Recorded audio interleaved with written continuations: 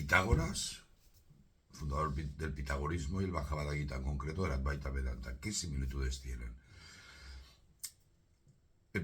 Pitágoras decía todo es número, la mónada, y el Advaita Vedanta dice todo es uno, Brahman.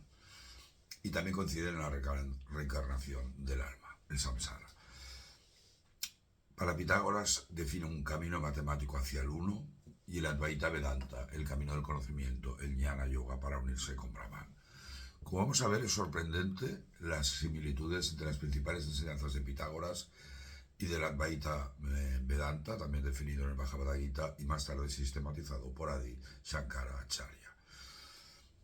Yo me he concentrado en este vídeo en 4 similitudes importantes, que son el concepto de realidad absoluta, de Dios, como quieras llamarlo. Para Pitágoras es la mónada, el uno, y para el Advaita Vedanta también es Brahman, solo hay uno. Y eso nos lleva a la unidad en la diversidad. La segunda similitud que vamos a hablar es de la inmortalidad del alma. Para Pitágoras era la mente psicosis, y en el hinduismo es la reencarnación. Tercer punto que hablaremos es la liberalización mediante las matemáticas, en el caso de Pitágoras, o el conocimiento, el Jnana Yoga, en el Vedanta. Y cuarto punto, reflexionaremos sobre cómo ven la necesidad de armonía del universo. Sin duda alguna, Pitágoras de Samos, que nació en el 570 a.C. y murió en el 495, es una de las figuras más fascinantes y misteriosas de la antigua Grecia, y en general yo diría de la historia de la humanidad. Todo el mundo lo conoce por su famoso teorema de Pitágoras, pero pocos saben que además fue un filósofo y un místico, y además creó una religión, casi una sexta, que era el pitagorismo. Fijaros que nace en la época axial. Y os leeré una reflexión de Arnold J. Toynbee, un historiador británico, que decía: el surgimiento de las religiones superiores fue un proceso lento y gradual. El siglo VI a.C., este en el que nació Pitágoras, es la época de Confucio, de Lao Tse, de Buda, de Mahavira, del deutor Isaías y del filósofo profeta griego Pitágoras. Pitágoras no dejó escritos propios. Todo lo que sabemos viene de sus discípulos posteriores, seguramente entremezclado con muchas leyendas. Ya hemos comentado que es el creador, él o varias de su gente, del teorema de Pitágoras, pero también de los números irracionales, y un tema que se desconoce, que es la afinación musical basada en una serie de proporciones.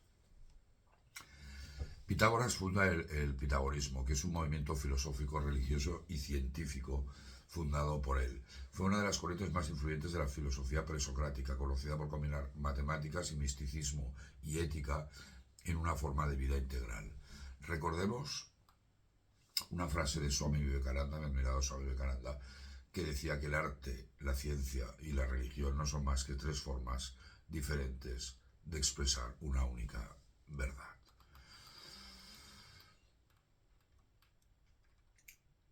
Vamos a ver los conceptos claves del pitagorismo.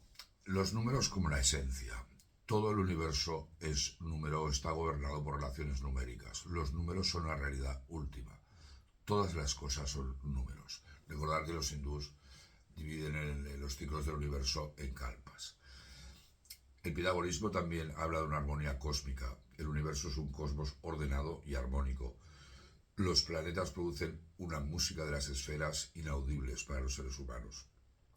Y fijaros qué curioso, en 2016 las ondas del Big Bang, la música del universo, pudieron ser detectadas y medidas.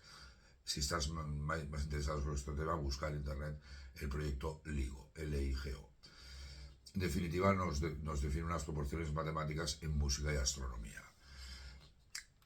Otro de los ejes de pitagorismo es la transmigración del alma. Ellos le llamaban metempsicosis. El alma es inmortal, como en el hinduismo, y pasa de un cuerpo a otro, exactamente igual, incluyendo a los animales. Esta alma transmigra hasta lograr la purificación. Por ello, practicar el vegetarianismo estricto para no comer almas reencarnadas, y es una forma de ahimsa, de no violencia. ¿Cómo se logra la purificación del alma? pues a través de una vida estética, del silencio, del celibato, brahmacharya en sánscrito, de practicar el vegetarianismo, incluso la propiedad común, el estudio matemático para elevar el alma. Incluso los iniciados tenían que guardar 5 años de silencio. El pitagorismo influyó enormemente en Platón, en conceptos de academia, de alma inmortal, el mundo de las ideas, en Aristóteles, aunque lo criticó, en el neoplatonismo, en el Renacimiento, como Kepler y Copérnico, incluso en Sri Aurobindo. Y os leo una frase de Aurobindo que decía: mi filosofía estuvo formada primero por el estudio de los Upanishads y del Gita. Fueron la base de mi primera práctica de yoga. Y fue sobre esa experiencia que más tarde fundó mi filosofía. Y a continuación se refería a la influencia que tuvo él en Pitágoras. ¿Hubo una influencia india en Pitágoras? No hay una evidencia histórica directa de que Pitágoras conociese el Advaita Vedanta o el Bhagavad Gita, pero sí que existen importantes similitudes, también quizás unas posibles influencias culturales compartidas entre el pensamiento pitagórico temprano y las tradiciones védicas y upanishádicas de la India antigua. Autores grecolatinos como Porfirio y Clemente de Alejandría ya mencionaban una posible influencia directa de India en Pitágoras. Es posible también que Pitágoras viajase a Egipto, Persia y posiblemente más al este, donde podría haber contactado con ideas indias a través de las rutas persas. Es necesario recordar que en esa época el imperio persa controlaba hasta el Valle del Indo, o actualmente el subcontinente indio, existiendo rutas comerciales y la llamada calzada real que conectaba directamente Oriente con Occidente. Por tanto, Pitágoras pudo haber contactado con brahmanes o magos persas en la corte persa en Babilonia, donde había varias comunidades indias sin necesidad de llegar hasta el Ganges. Como hemos hablado, existen fuertes paralelismos entre Pitágoras y las enseñanzas del Gita, sobre todo de la vía no dual, que es el Advaita Vedanta. Ya hemos dicho que la realidad absoluta para Pitágoras es el mónada y en el hinduismo es Brahman. Ambos sistemas buscan el uno detrás de la multiplicidad. Para Pitágoras, la mónada, el uno es el principio supremo, y en el Gita, Brahman, lo absoluto, lo dual, con la famosa frase: tú eres Brahman. Hay un verso precioso que os lo leo del Gita que dice: cuando el yogi ve que la diversa variedad de seres vivos, es decir, las formas, está contenida en el uno y que toda la evolución proviene solamente de ese uno, se vuelve uno con Brahman. Y recordaros que en el verso 13 del Gita vemos la definición de la Advaita Vedanta del todo, es uno. Y os leo también la principal frase de Adi Shankara, que es el máximo exponente de la Advaita Vedanta. Dice: Brahman es lo único real, el mundo es ilusión, Maya. El alma individual no es diferente de Brahman, tú eres Dios, por tanto. La mónada, el uno, es el concepto central y más sagrado de la filosofía pitagórica. Representa el principio supremo, la fuente originaria de toda la realidad, de la que derivan todos los números, todas las cosas y toda la multiplicidad del cosmos. La mónada, por tanto, es el uno, indivisible, eterno, inmutable e inefable. Es el origen de la armonía cósmica, el punto de unidad perfecta detrás de la aparente diversidad del mundo. Os va sonando, ¿verdad?, la Advaita Vedanta. Fijaros, sorprendentemente el Gita hace prácticamente la misma descripción. Es indivisible y sin embargo está, por así decirlo, dividido aparentemente entre los seres. Ese Brahman conocido es el sustentador de los seres y también su devorador y creador. Era el verso 17 del capítulo 13. Soy Pedro Nonell, he traducido 2 versiones del Bhagavad Gita. Una la podéis encontrar en mi libro, El Yoga de la Sabiduría, que contiene la traducción que hice del Gita de acuerdo a Gandhi, y lo podéis comprar en internet. Y la otra y también he traducido toda la obra de Vivekananda. Es interesantísima esta relación de las matemáticas. Nosotros a veces en Occidente hemos llegado a separar la espiritualidad de las matemáticas, cuando en realidad son partes de uno, diferentes formas de expresar lo mismo, como decía Vivekananda. Había un gran matemático indio, que es Ramanujan, que le decía que para él una ecuación decía: para mí una ecuación no tiene sentido a menos que represente un pensamiento de Dios. La mónada, por tanto, no es un número más, sino el principio generador de los números. De la mónada surge el 2, principio de dualidad y multiplicidad, y de ahí todos los demás números. El Tao Te Ching, esa vía también maravillosa, no dual, también contiene este concepto. Yo os leo.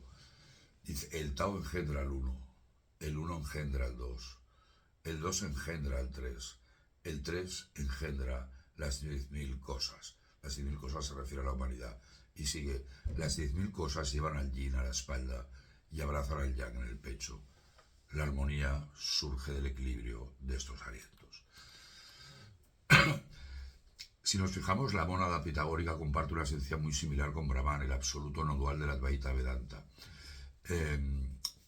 Para Pitágoras es uno, es indivisible, es la fuente de todos, y en el Gita lo definen como el uno sin segundo. En el Chandogya Upanishad lo podemos leer, dice, en el principio, oh amado, solo existía el ser, uno, únicamente, sin segundo.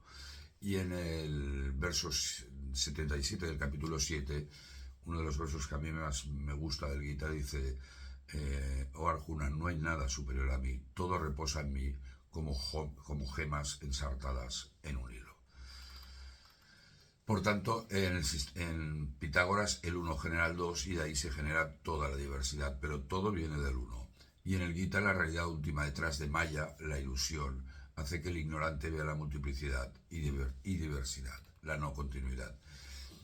Y quería leeros una frase del físico austríaco Erwin Schrödinger, el ganador del Premio Nobel de Física, y decía, la unidad y continuidad del Vedanta se reflejan en la unidad y continuidad de la mecánica de ondas, totalmente compatible con el concepto de todo en uno del Vedanta. La multiplicidad es solo aparente.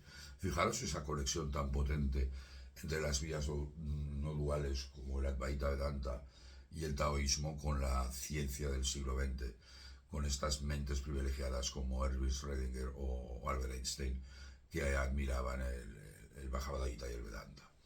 Por tanto, Brahman es inmutable y eterno. Para Pitágoras el uno es el principio primordial, y en el Gita encontramos en el Advaita el Satchitananda, que es conocimiento absoluto, existencia absoluta y felicidad absoluta.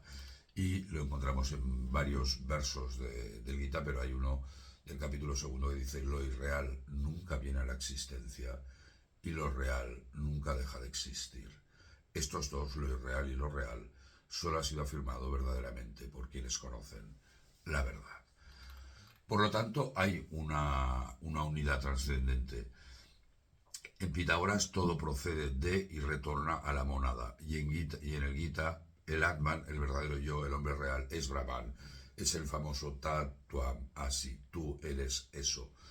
Y os leo otro verso en el que Krishna dice, nunca hubo un tiempo en el que yo no existiera, ni tú, ni estos reyes de los hombres. Nunca habrá un tiempo en el más allá en el que ninguno de nosotros deje de existir. Ahí vemos el tú eres Brahman.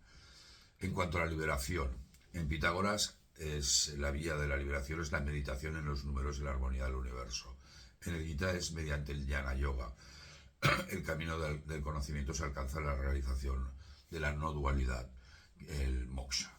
Y en el Gita leemos en el capítulo 5, alcanzan la unidad con Brahman, el moksha, aquellos sabios cuyos pecados han sido aniquilados, cuyas dudas han sido resueltas, aquellos que se han dominado a sí mismos y que están absortos en el bienestar de todos los seres. En el Gita, sobre todo entre los capítulos 7 y 11, Krishna describe su forma cósmica, el Visvarupa. Es un capítulo muy interesante, leerlo con cariño, y lo define como la manifestación del uno, pero él mismo es la fuente inmanifestada, igual que la mónada es el origen no manifestado de los números y el cosmos. Y en el capítulo 8, el yoga del imperecedero Brahman, Krishna dice, este inmanifestado es llamado el imperecedero. Se dice que es la meta última, desde la cual quienes la alcanzan ya nunca regresan. Esa es mi suprema morada. Es decir, tanto la mónada como Brahman expresan una intuición mística universal. Detrás del caos y la multiplicidad aparente del universo existe un principio de unidad absoluta, inefable y perfecto, del que todo emana y al que todo puede regresar mediante el conocimiento y la purificación del alma. Hay otro verso que os leeré, dice, tienes que saber que estos dos prakritis, había hablado de los prakritis, la materia básica del universo, componen la fuente de la cual todos los seres emanan. Y hoy soy el origen y el final del universo. Y otro verso que es precioso decía Krishna: el gran Prakriti es mi vientre en donde deposito la semilla de la vida y de allí nacen todos los seres. Cualquiera que sea la forma que se produzca en cualquier útero, la gran Prakriti es su útero y yo soy el padre que da la semilla. Por tanto, el concepto de mónada Brahman es una de las coincidencias más profundas entre Pitágoras y la sabiduría védica y del Vedanta. Fijaros que esta visión no dual, que la vemos a lo largo de la historia replicada en diferentes sistemas espirituales y filosóficos, ese Tao del taoísmo, esa mónada del pitagorismo, ese Brahman o Satchitananda del Vedanta, ese Dios de Spinoza, de Einstein, todos comparten esta visión, coinciden en la no dualidad. Entonces este concepto de similitud entre mónada y Brahman es una casualidad, es un arquetipo humano compartido, y quizás esta sea la respuesta más bonita que podemos encontrar, o es una influencia indirecta que tuvo Pitágoras a través de las antiguas rutas comerciales desde India. El segundo punto que voy a analizar es la inmortalidad del alma, del Atman, porque también es sorprendente las similitudes que tiene. O sea, tanto en el pitagorismo como en el Advaita Vedanta ven el alma, el Atman, como inmortal y sujetos a los ciclos de renacimiento. Es el samsara. Por tanto, los pitagóricos creían en la inmortalidad del alma, su reencarnación en diferentes cuerpos, incluidos los animales, como el hinduismo, y la necesidad de purificarse mediante una vida ascética, la música y las matemáticas para liberarse del ciclo de nacimiento. Para Pitágoras hablaban de metempsicosis, que es la transpiración de las almas, y en el Gita, la reencarnación. Hay un verso precioso del Gita que os leo, dice, es muy famoso y muy recitado, dice: así como un hombre se despoja de sus gastadas ropas y se pone unas nuevas, así también Atman desecha sus agotados cuerpos y toma otros nuevos. El concepto de transmigración del alma o metempsicosis era desconocido antes de Pitágoras, siendo una doctrina central en los Upanishads y el Gita. Es la ley del karma que conlleva el samsara, la reencarnación. Ambas visiones enfatizan la necesidad imperiosa de purificar el alma y escapar del ciclo de nacimiento y muerte, el samsara. Ambos comparten ascetismo, silencio, pureza, las austeridades, las tapas, la imsa, no violencia, y vegetarianismo. Los pitagóricos tenían prohibido el consumo de carnes e incluso de habas. Muchos hinduistas son vegetarianos para no dañar a ningún vivo. Hay un verso precioso que os leo a continuación del Gita, dice: así como el ignorante trabaja pegado a la acción, así el sabio debe actuar sin apego, deseando el bienestar del mundo. Y ese es el camino que nos marca el Gita, es el karma yoga, la acción desinteresada, sin apego por los resultados. Y es el principal camino de purificación de Atman. Una vez purificada la mente, es posible realizar a nuestra alma inmortal mediante la meditación, y nos define el camino del Jnana Yoga, que es el yoga de la meditación. Y hay un verso precioso del capítulo sobre la meditación que dice, perdón, donde el pensamiento frenado por la práctica del yoga cesa por completo, donde un hombre se siente contento dentro de sí mismo, es Atman contemplando a Atman. El tercer punto es sobre la liberación, unos mediante el camino de las matemáticas y otros mediante el camino del conocimiento, el jnana. Es decir, para los dos sistemas, el verdadero conocimiento libera al ser humano del mundo ilusorio o aparente en el Vedanta creado por Maya. En el pitagorismo, el camino de las matemáticas junto a la contemplación son la vía directa al uno. Y en el Gita, el Jnana Yoga, el camino del conocimiento discriminativo, define la vía no dual hacia la liberación, el moksha. Y en el Gita, si lo leemos, Jnana, es decir, el conocimiento de Brahman, es el rey de las ciencias, el más profundo secreto y el purificador supremo. Es directamente realizable de acuerdo con el Dharma, fácil de practicar y de efecto eterno. Y otro punto en que coinciden el pitagorismo y el Vedanta es sobre la armonía del universo. El énfasis pitagórico en la armonía numérico-musical cósmica recuerda mucho a la concepción védica del sonido primordial, el Om o Aum. y el orden, el antiguo orden RTA, la ley natural universal que regula y armoniza todo el universo. El RTA con el tiempo evolucionará al concepto de Dharma.